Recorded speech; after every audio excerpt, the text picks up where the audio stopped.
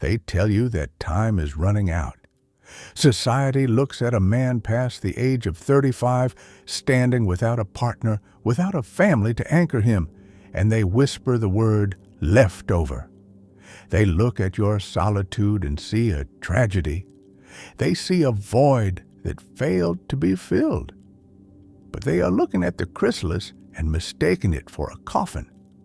They do not understand the alchemy that occurs when a man stops performing for an audience and finally walks off the stage to sit alone in the dark.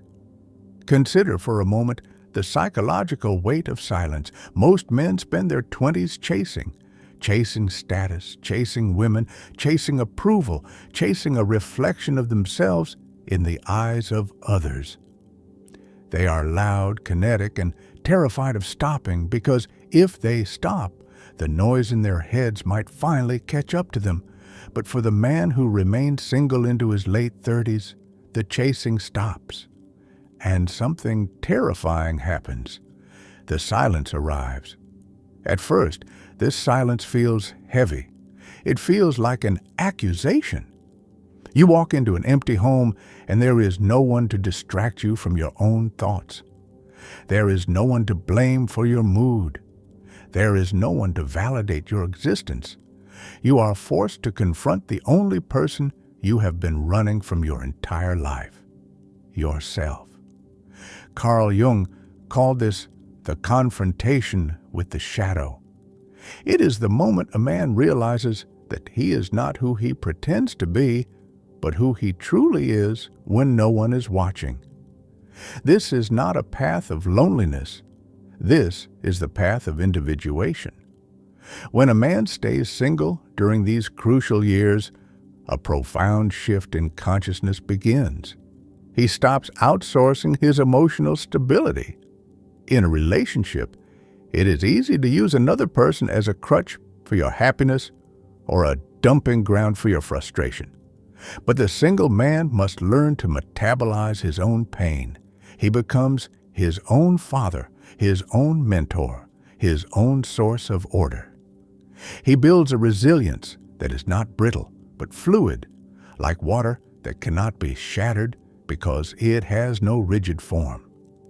He begins to notice details that the distracted man misses: the texture of the morning air, the complex architecture of his own habits, the subtle difference between being alone and being lonely. He realizes that loneliness is the poverty of self, while solitude is the richness of self. And then the second phase begins, the awakening.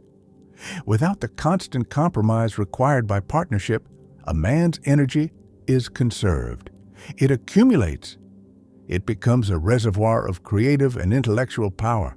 History is filled with men who changed the world not because they were comforted at night, but because they were focused during the day.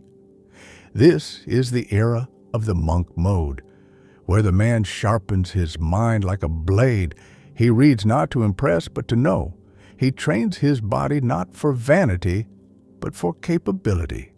He works not for survival, but for legacy. He becomes dangerous in the best possible sense. A man who does not need anyone is a man who cannot be manipulated. He cannot be guilt-tripped. He cannot be coerced, and he cannot be bought with cheap affection. He walks into a room and does not scan it for validation. He brings his own gravity.